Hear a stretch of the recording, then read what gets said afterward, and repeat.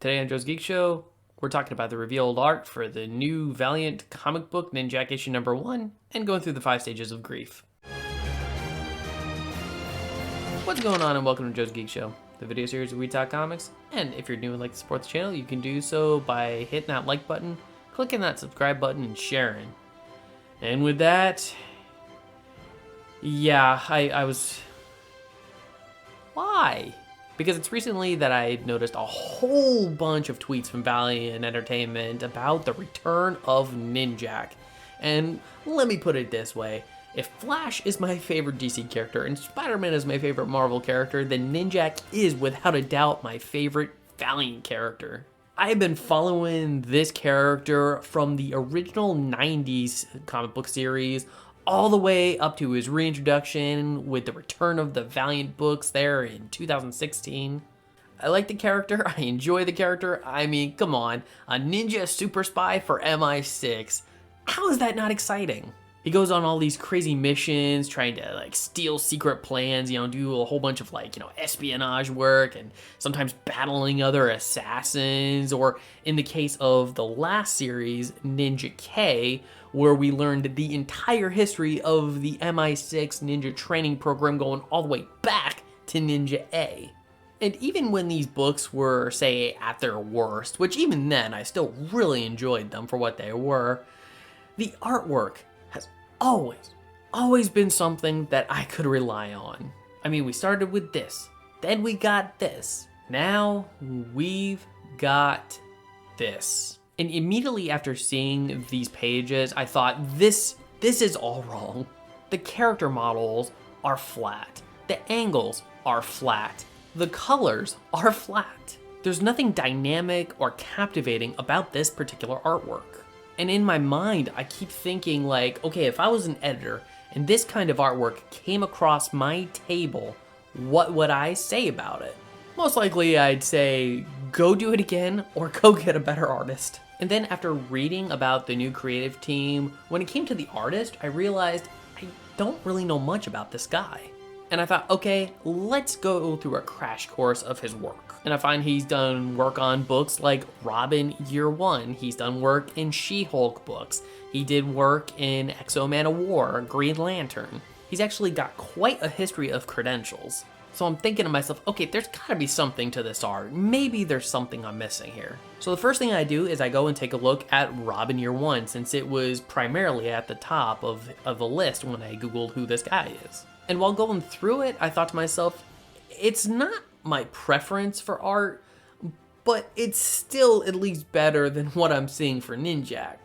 But then I keep going down the line, and I'm definitely noticing a trend. And it's that the further we go down the line and get to current day, the worse the artwork gets. Now, I don't know if this is just an issue of maybe he has to do the artwork at an extremely fast pace to keep up with the deadline, or if maybe he was collaborating with other artists in the past, because on some of these books that I've noticed, he isn't the only artist on, those books. And then I looked at the story he was involved with in this one issue of X-O Man of War, and it is just the most simplistic, almost grade schooler-like drawing. And it really does suck because Valiant, for the most part, I have never once really criticized their artwork that's in any of their books, from Ninjak to Bloodshot to Faith. Most of the time, they have this part of the book on lockdown. And then I found a bunch of articles written about Ninjak issue number 1, as well as a corresponding interview that goes with it. And this headline, I don't know how this headline even makes sense. And this article is titled Ninjak number 1 and how Javier Pulido reminds us how bold and daring comics can be.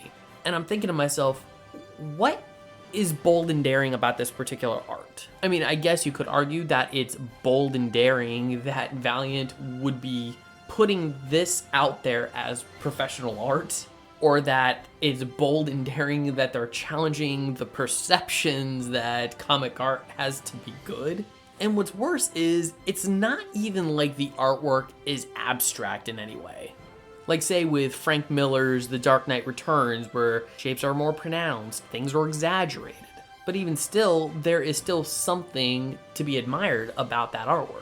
And then as I was reading the article, I saw some other things come about too, like the fact that Javier Pulido is not only doing the artwork himself, but he's also doing the coloring himself. But at the same time, after going through all of his art and just seeing what I would call a de-evolution in talent to a degree, I somewhat have to wonder if there wasn't some help along the way in the beginning.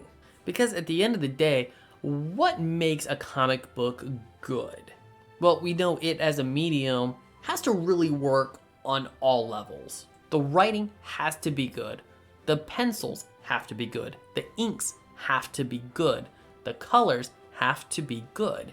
And if you're dropping the ball in any of these areas, you're risking, well, not having a good book. And with me being such a big Ninjak fan, it is really disheartening to see that this is the direction that this character is going to go. And I will say, the writing could be on point. This could be some really well-written Ninjak comics. But given the dull, flat nature of what this book is presenting, there's no way you're going to be able to convey that kind of action. And it really sucks to say, I'm actually going to be skipping this book.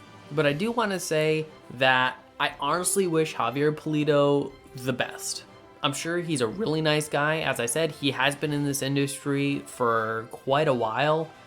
But at the end of the day, his artwork just isn't for me. But now my question to you is, what do you think about this artwork for the upcoming Ninjak? Is it true what they say in that art is subjective and that you may actually like it? Or do you share my sentiments about it and you think that this book deserves better? Please leave your comments in the comment section below. And if you like this video, I'd love it if you'd smash that like button, share it with some friends, subscribe if you're not subscribed already, and ring that notification bell for more comic book content. And if you're wondering what to watch next, consider one of these 2 videos. Alright, take care, have a great day, and as always, stay geeky.